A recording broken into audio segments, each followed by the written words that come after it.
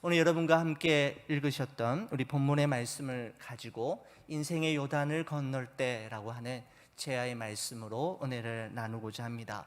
러시아인들이 가장 사랑하는 시인으로 인정받는 푸시킨이라고 하는 시인의 삶이 그대를 속일지라도 라고 하는 다음과 같은 시가 있습니다. 삶이 그대를 속일지라도 슬퍼하거나 노여워하지 말라. 슬픔의 날 참고 견디면 기쁨의 날이 오리니 마음은 미래에 살고 현재는 언제나 슬픈 것. 모든 것은 순간에 지나가고 지나간 것은 다시 그리워지나니 삶이 그대를 속일지라도 슬퍼하거나 노여워하지 말라라고 하는 내용입니다. 삶이 그대를 속일지라도 슬퍼하거나 노여워하지 말라라는 말은 우리의 삶이 결단코 호락호락하지 않고 우리가 기대하고 우리가 원하는 대로만 살아갈 수 없음을 인정하고 받아들이라는 의미일 것입니다. 우리에게 주어진 하루하루의 삶은 인생이 던지는 수많은 질문들에 끊임없이 대답하고 인생이 제시하는 여러 가지 문제들을 풀어나가는 과정이라고 생각합니다. 인생이 우리에게 던지는 질문과 우리에게 제시하는 문제는 우리가 피하고 도망친다고 해서 해결되는 것이 아니라 감당하는 과정 속에서 인간은 더욱 인간다워지고 성숙한 존재로 자라나게 되는 것이죠. 아직도 가야 할 길이라고 하는 아주 걸작을 쓴 스캇 팩이라고 하는 정신의학자는 그의 책 아직도 가야 할 길에서 이렇게 이야기합니다. 인생은 문제의 연속이지만 사람은 자신이 당면하고 있는 문제들을 회피하지 않고 정면으로 부딪혀 해결해 나가는 과정 속에서 삶의 의미를 발견하고 영적으로나 정신적으로 성장하게 된다라고 그는 우리에게 말하고 있습니다. 사랑하는 우리 교회 여러분, 여러분 앞에 어떤 문제가 있습니까? 하나님께 피할 길, 도망칠 곳을 가르쳐 달라고 기도하시기 전에 어떤 문제이든지 감당할 수 있는 지혜와 능력을 달라고 먼저 기도하는 것이 더 중요하겠다라는 생각을 하게 됩니다. 우리는 우리 각자가 당면하고 있는 인생의 문제들을 회피하지 않고 정면으로 부딪혀 해결해 나가는 과정 속에서 강하고 성숙한 그리스도인으로 자라나고 하나님의 인도하심을 선명하게 경험하는 믿음의 사람으로 빚어지게 되는 것이죠. 오늘 여러분과 함께 나누게 될 여호수아서 3장 요단강 도하 사건을 통해서도 우리는 이와 같은 사실을 발견할 수 있습니다. 여호수아서 3장은 1절에 이런 말씀으로 시작이 됩니다. 여러분 성경책을 한번 봐주시기 바랍니다. 또 여호수아가 아침에 일찍이 일어나 그와 모든 이스라엘 자손들과 더불어 시딤에서 떠나 요단에 이르러 건너가기 전에 거기서 유숙하니라 라는 말씀으로 시작이 됩니다.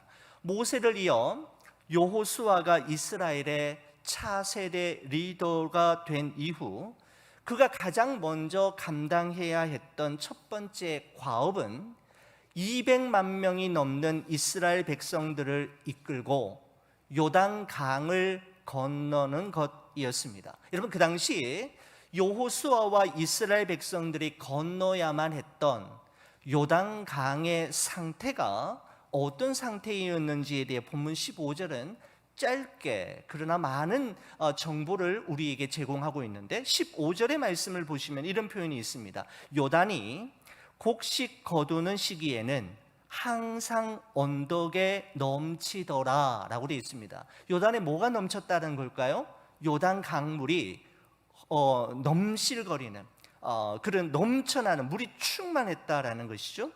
3월, 4월경 보리를 추수하는 무렵에는 이스라엘 북부 지역에 위치하고 있는 2700m 높이의 헬몬산 만연설이 녹으면서 평소에는 한 30m 정도의 강폭을 유지하던 요단강이 이때가 되면 그 만연설이 녹으면서 그 눈 녹은 물이 내려오면서 이때는 그 강의 폭이 1.6km나 무려 5배나 늘어나고 강물의 수위도 급격히 높아지면서 3, 4m 정도로 깊어진다고 합니다. 게다가 물살도 아주 빨라지는 급물살을 이루게 되는 것이죠. 여러분, 이런 요단강을 200만 명이 넘는 이스라엘 백성들이 한꺼번에 건너가는 것은 그야말로 불가능한 일이었습니다. 그러나 젖과 꿀이 흐르는 약속의 땅 가나안으로 입성하기 위해서는 이 요단강은 피할 수 없고 돌아갈 수 없는 반드시 건너야만 하는 강이었습니다. 여러분, 이 엄청난 과업과 이 여호수아의 양 어깨에 짊어진 이 엄청난 심리적 부담감을 가지고 있는 여호수아가 이 일을 감당하기 위해 그가 취했던 첫 번째 행동이 1절에 저희 시선을 끌었는데, 그것은 여호수아가 아침에 일찍이 일어났다라는 것입니다. 여러분, 1절의 말씀을 다시 보십시오.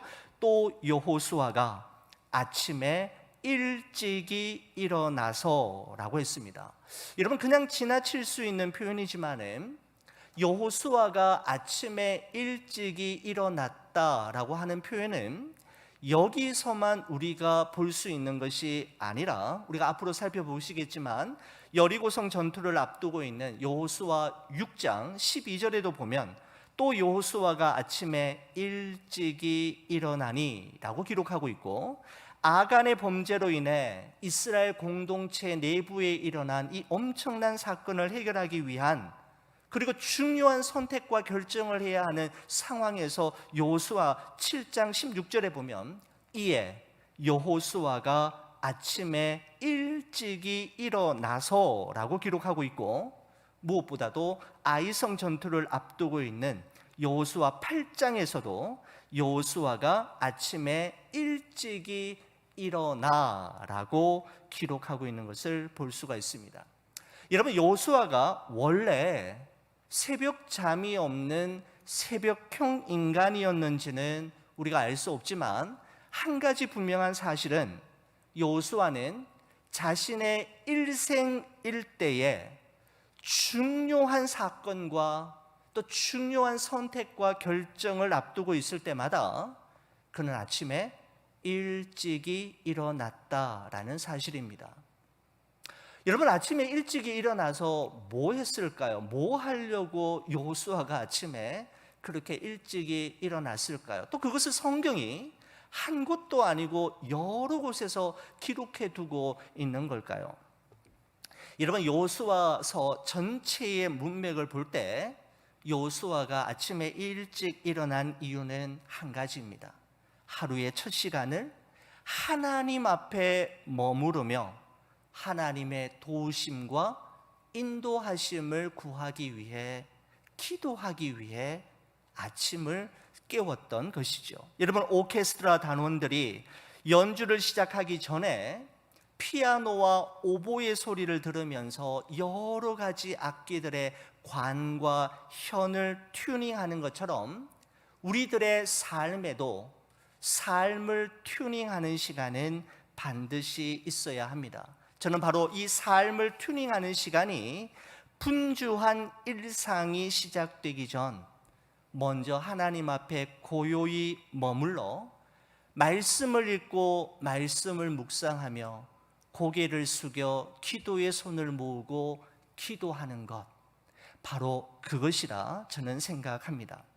저는 하나님의 말씀을 아침마다 묵상하신 후에 매일마다 말씀한 후에 매일마다 읽고 있는 책이 있는데 토마스 아켄피스의 그리스도를 본바다입니다. 여러분들에게도 한번 소개해드린 적이 있고 여러분도 좋아하시는 책이라고 생각이 되는데, 여러분 이 그리스도를 본바다라고 하는 책을 보면서 정말 제 마음에 와닿고 요즘 저의 기도 제목으로 삼고 있는 중요한 기도문이 하나 있어서 여러분과 함께 나누고자 합니다. 여러분 그리스도를 본바다 제5권 15장에 보면 이런 기도가 있더군요.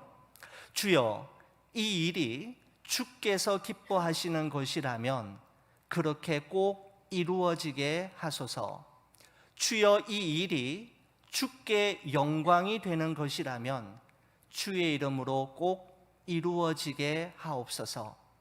주여, 이 일이 내게 합당하고 유익한 것이라고 여기신다면 주의 영광을 위하여 이 일을 내게 허락하소서. 하지만 주님, 이 일이 나를 해치는 것이고 내 영혼이 잘 되는데 무익한 것이라면 이 일을 하고자 하는 나의 소원을 내게서 거두어 주옵소서라고 하는 기도입니다. 여러분, 다윗은 아침에 다음과 같은 기도를 드림으로 하루의 일과를 시작했다고 하죠. 시편 143편 8절에 보면 아침에 나로 주의 인자한 말씀을 듣게 하소서. 내가 주를 의뢰함이니이다. 나의 다닐 길을 알게 하소서. 내가 내 영혼을 주께 드림이니이다 라고 기도했습니다. 사랑하는 우리 성도 여러분, 혹시 여러분 앞에 여러분의 힘과 능력으로는 도저히 건널 수 없는 거대한 요단강이 여러분의 앞길을 가로막고 있습니까? 그래서 두렵고 불안하며 낙심이 되고 피하고 싶은 마음이 간절하십니까? 여러분, 그렇다면 더 이상 불가능의 요단강을 묵상하지 마시고 그 불가능을 가능케 하시는 하나님을 묵상하시기 바랍니다. 요단강을 묵상하는 것이 아니라 하나님을 묵상하는 것이죠. 하루의 첫 시간을 하나님 앞에서 시작하시고 하나님의 말씀을 읽고 기도의 무릎으로 시작해 보시기 바랍니다. 하나님이 주시는 영적 자신감이 여러분의 마음속에 가득히 채워질 줄 믿습니다.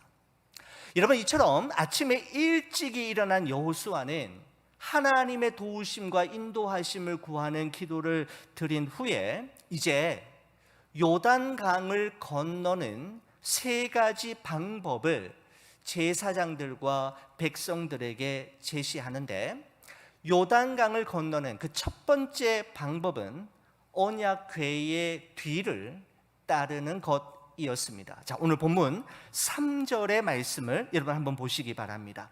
백성에게 명령하여 이르되 너희는 레위 사람 제사장들이 너희 하나님 여호와의 언약궤에 매는 것을 보거든 너희가 있는 곳을 떠나 그 뒤를 따르라 라고 말씀하고 있습니다.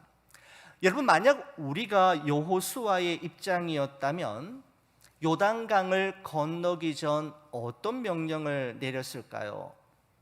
어떻게 해서든지 요단강을 건너가기 위해서 강의 폭이 좁고 수심이 얕은 곳을 찾으라고 지시하던가, 아니면 배나 뗏목으로 사용할 만한 것을 찾으라고 하지 않았을까요? 근데 여호수아는 좀 다른 것을 보게 됩니다. 레위 지파에 속한 제사장들이 언약궤를 메고 갈 때에 그 언약궤의 뒤를 따라가라라고 말씀하고 있는 것입니다. 여러분, 언약궤는 하나님의 임재를 의미하는 것이고 그 언약궤의 앞이 아니라 뒤를 따라간다라는 것은 하나님의 인도하심을 따라가겠다라고 하는 신앙의 표현입니다.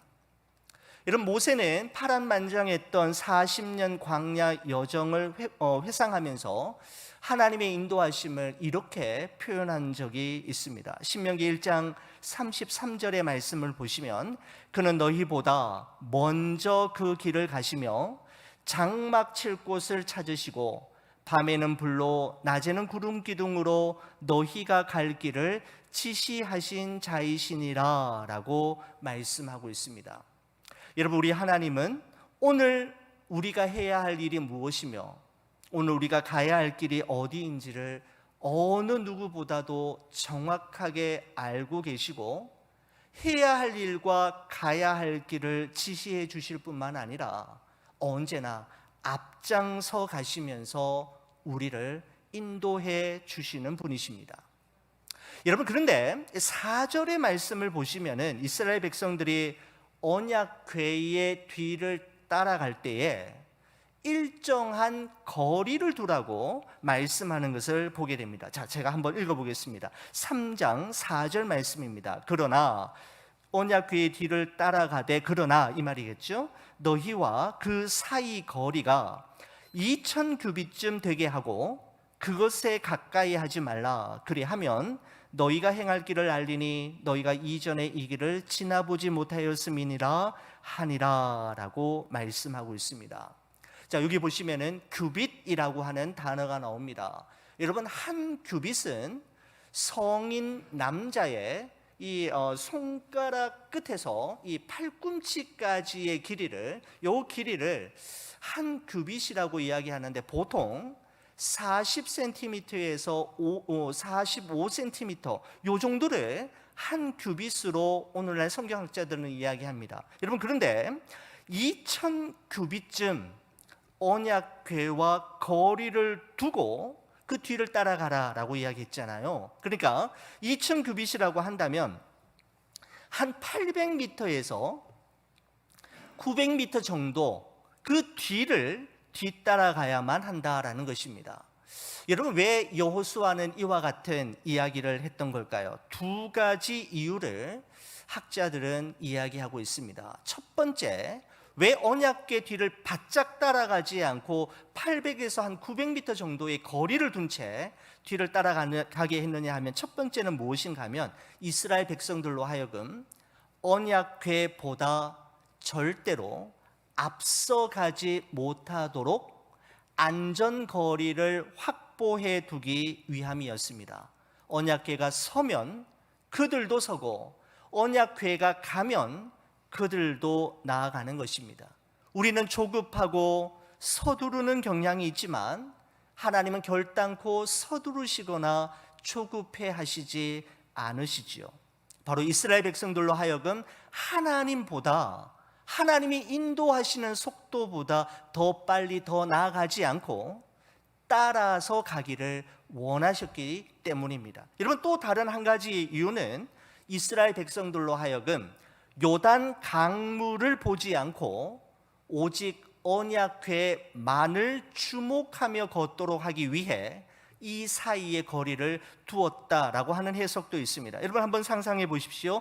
200만 명이 넘는 이스라엘 백성들이 한꺼번에 이 그 요단강을 걸어갈 때 언약궤와 백성들 사이에 800m나 900m 정도의 간격이 없이 바로 뒤따라간다면 선두 대열에 있는 백성들은 언약궤를 보면서 갈 수 있겠지만 그 중간이나 저 뒤쪽에 있는 백성들은 언약궤를 볼 수가 없을 것입니다. 처음부터 끝까지 전체 백성들이 언약궤를 주목하며 가도록 하기 위해 거리를 두었다라고 하는 해석도 있습니다. 미국의 철학자이자 시인인 헨리 데이빗 소로는 이런 말을 했습니다. 우리에게 무엇이 보이느냐가 중요한 것이 아니라 우리가 무엇을 보느냐가 문제이다 라고 이야기했습니다. 무엇이 보이느냐보다 더 중요한 것은 우리가 무엇을 보느냐, 어디에 주목하느냐가 더 중요하다라는 것이죠. 우리가 무엇을 보며 누구를 주목하며 살아가느냐에 따라 우리 인생의 내용도 달라지기 때문입니다. 이스라엘 백성들은 요단강을 건널 때 자신들을 단번에 삼킬 것만 같은 거대한 요단 강물을 볼 것인가, 아니면 그들보다 언제나 앞서 행하시며 우리 백성을 인도하시는 하나님의 임재를 상징하는 언약궤를 볼 것인가? 둘 중에 하나를 선택해야만 했습니다. 언약궤를 볼 것인가? 요단 강물을 볼 것인가? 이 두 선택의 차이가 그들로 하여금 엄청난 결과를 만들어낼 것임을 여호수아는 알았던 것이죠. 히브리서 12장 2절의 말씀에 보면 이런 말씀이 있습니다. 믿음의 주요 또 온전케 하시는 이인 예수를 바라보자. 여러분, 여기서 예수를 바라보자라고 하는 이 표현을 영어 성경에서 보면 이렇게 표현하고 있죠. Fixing our eyes on Jesus라고 표현하고 있습니다. 그러니까 우리의 눈을 예수님께 고정하라라고 하는 의미가 예수님을 바라보자라고 하는 의미라는 것이죠. 여러분, 이런 의미에서 볼 때 믿음이란 예수님만을 바라보는 집중력이라고 말씀드릴 수 있는 것이죠. 우리가 이 세상을 살아가는 동안에 우리의 시선을 빼앗아가는 것들이 여러분 얼마나 많습니까? 우리의 마음을 지키고 우리의 생각을 지키기 위해서는 먼저 우리의 시선을 지켜야 하는 것이죠. 강물을 볼 것인가? 아니면 언약궤를 볼 것인가?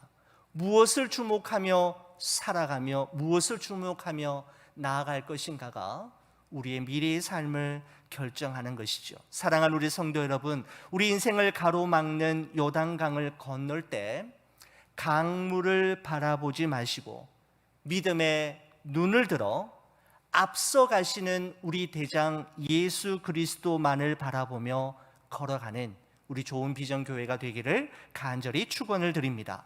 여러분, 이스라엘 백성들이 요단강을 건너는 그 첫 번째 방법이 언약궤의 뒤를 따라가는 것이었다면, 두 번째 방법은 물이 갈라지는 기적을 보기 전에 물에 먼저 들어서는 것이었습니다. 자, 여러분, 우리 8절 말씀 한번 보실까요? 우리 8절 말씀 저와 함께 같이 한번 읽어보도록 하겠습니다. 여호수아서 3장 8절입니다. 같이 보시겠습니다. 너는 언약궤를 맨 제사장들에게 명령하여 이르기를 너희가 요단 물가에 이르거든 요단에 들어서라 하라 라고 말씀하고 있습니다.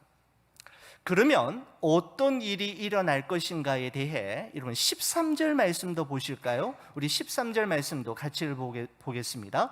온 땅에 주 여호와의 궤를 맨 제사장들의 발바닥이 요단물을 밟고 멈추면 요단물 곧 위에서부터 흘러내리던 물이 끊어지고 한 곳에 쌓여 서리라 라고 말씀하고 있습니다. 여러분, 그러니까 언약궤를 맨 제사장들은 요단강이 갈라지는 기적을 보기 전에 먼저 요단강 안으로 발을 들이놓고 믿음으로 반응해야만 했습니다. 여러분, 요단강 도하 사건이 있기 전 40년 전에 하나님께서는 홍해를 이스라엘 백성들로 하여금 건너게 하셨지 않습니까? 여러분, 하나님께서 홍해를 건너게 하실 때에는 어떻게 하셨습니까? 모세로 하여금 지팡이를 바다로 향하도록 하고 큰 동풍으로 먼저 홍해를 갈라 놓으시고 마른 땅이 되게 하신 후에 이스라엘 백성들을 그 길로 홍해 한가운데로 건너가게 하셨습니다. 여러분, 그런데 그로부터 40년이 지난 지금 요단강을 건널 때에는 강을 먼저 갈라놓지 않으시고 먼저 언약궤를 맨 제사장들로 하여금 요단강 안으로 들어서야 강이 갈라지고 길이 열리는 기적을 베푸셨다라는 것입니다. 서로 달랐지요. 홍해가 갈라질 때와 또한 요단강이 갈라질 때가 다른 것을 보게 됩니다. 여러분, 사실 바다가 갈라져 마른 땅이 된 홍해를 건널 때보다 넘실거리는 요단 강물 속에 먼저 발을 담그는 지금 이 순간이 훨씬 더 큰 믿음이 요구되는 일이었음에 분명합니다. 먼저 들어서는 믿음과 먼저 들어서는 용기와 결단이 없이는 결단코 이 일이 이루어질 수 없었던 기적이었던 것입니다. 저는 이 말씀을 묵상하면서 여러분 15년 전 유학을 준비할 때 일이 생각이 났습니다. 여러분 15년 전에 저희 가족이 미국으로 유학 오는 것은 정말 현실적으로 불가능한 일이었습니다. 당시 저는 인천에서 풀타임 부목사로 사역하고 있었는데 여러분 한국에서의 목회 사역이 상당히 일이 많습니다. 아침 새벽 1부, 2부 새벽 예배가 있는 교회였거든요. 1부, 2부 새벽 예배 드리고 밤 늦게까지 신방을 하고 부교역자로서 생활하고 있었던 그때 토플 공부를, 여러분 유학을 오려면 토플 공부를 해야 되지 않습니까? 토플 공부를 할 시간을 낼 수가 없었습니다. 언제나 테이프와 CD와 책은 쌓아두었지만 토플 성적을 받아내는 것이 여간 힘든 일이 아니었습니다. 게다가 전세금으로 가족 비행기표, 첫 학기 등록금, 첫 아파트 렌트비 내고 나면 길어야 6개월을 겨우 견딜 수 있는 그런 상황이었습니다. 진로를 위해 그때만큼 간절하게 또 많이 기도했던 때가 또 있었을까 할 정도로 하나님의 인도하심을 구하며 아내와 제가 열심히 기도하고 있을 때 제가 담당했던 대학 청년부의 한 청년이 저에게 보내준 메시지가 다시금 생각이 났습니다. 그 메시지 이런 것이었습니다. 짧은 한 문장이었는데 하나님의 인도하심은 믿음으로 길을 떠난 자의 몫입니다.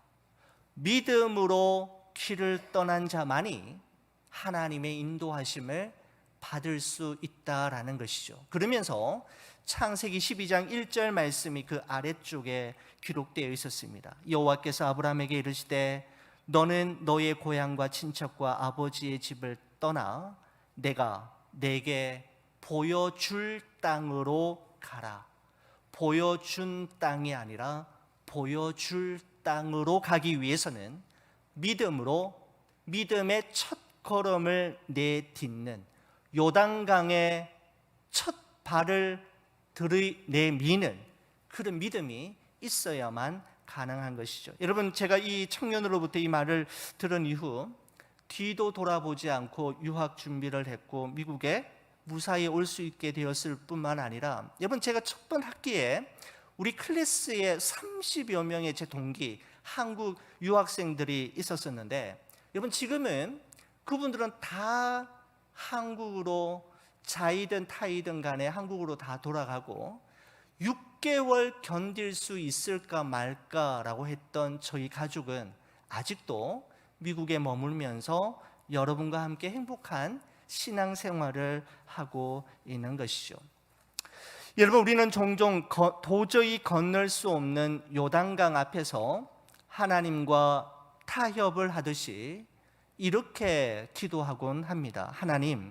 하나님께서 먼저 이 문제 해결해 주시면 저 신앙생활 열심히 한번 해보겠습니다. 하나님 먼저 제가 이번에 시작한 사업 잘 되게 하시고 먼저 우리 자녀 좋은 대학 들어가고 우리 자녀 좋은 직장에 취업하게 해주시면 저 그때부터 신앙생활 제대로 한번 해보겠습니다. 여러분 이런 기도에 대해 하나님은 이렇게 대답하실 것 같아요. 사랑하는 나의 아들 나의 딸아 요단강에 네가 먼저 들어서라. 그리하면 오늘 네가 하나님의 기적을 보리라. 사랑하는 성도 여러분, 하나님을 전적으로 신뢰하고 먼저 믿음으로 반응하면 여러분과 저희 앞에 있는 불가능의 요단강이 갈라지고 그 요단강 안에 길이 생겨나는 하나님의 기적을 목도하게 될 것입니다.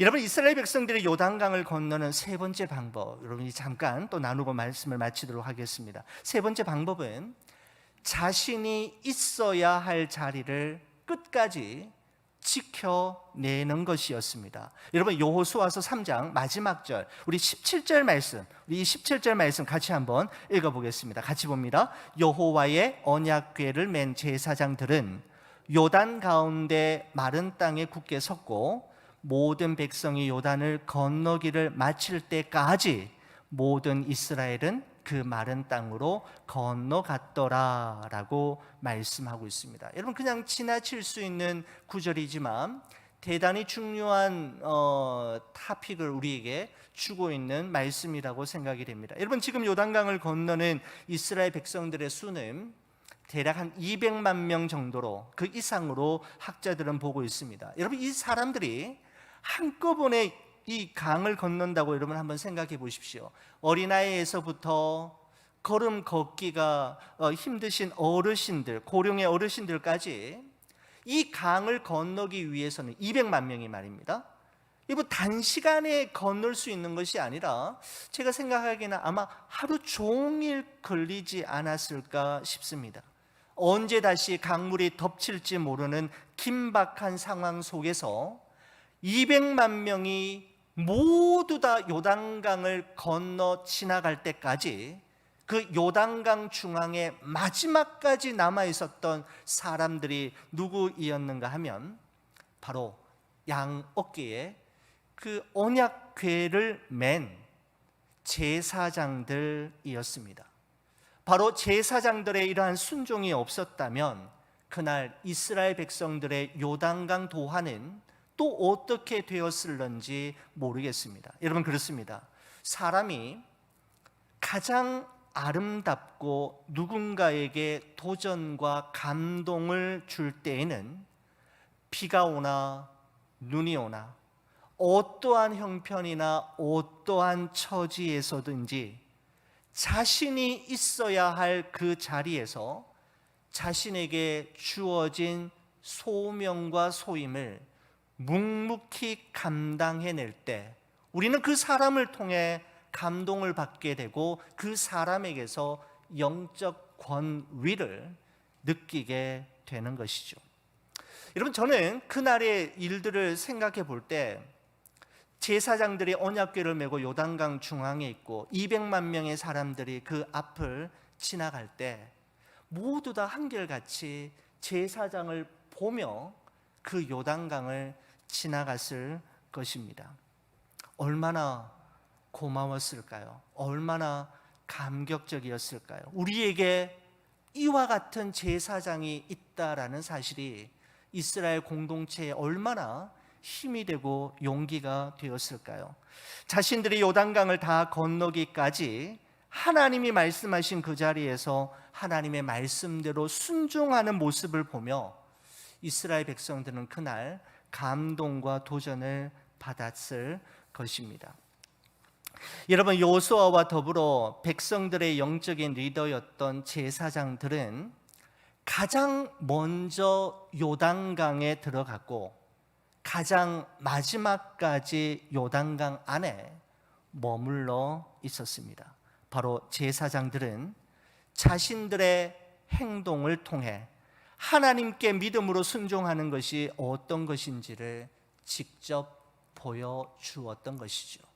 바로 우리 교회 리더십이 감당해야 할 일이 이와 같은 일이고, 부모로 부름을 받은 할아버지, 할머니, 아버지, 어머니가 감당해 주셔야 할 일이 바로 이와 같은 일이라 저는 그렇게 생각이 됩니다. 사랑하는 우리 성도 여러분, 이스라엘 백성들이 도저히 불가능해 보이는 요단강을 건너야만 했듯이 오늘날 우리 성도들의 삶에도 반드시 건너야만 하는 저마다의 요단강이 있지 않습니까? 어떻게 건널 수 있을까요? 어떻게 건너시겠습니까? 이스라엘 백성들이 언약궤의 뒤를 따랐던 것처럼 우리도 하나님의 인도하심을 받아야 합니다. 이스라엘 백성들이 믿음으로 첫 발을 먼저 강 안에 넣었던 것처럼 우리도 믿음으로 순종하고 반응해야 합니다.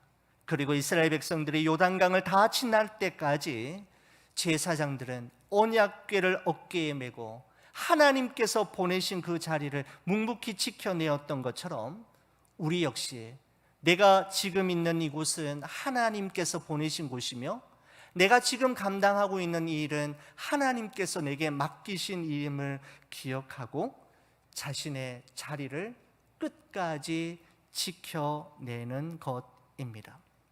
우리 앞에 존재하는 여러 가지 모양의 요단을 주님과 함께 믿음으로 건너는 여러분과 제가 되기를 주의 이름으로 간절히 축원을 드립니다.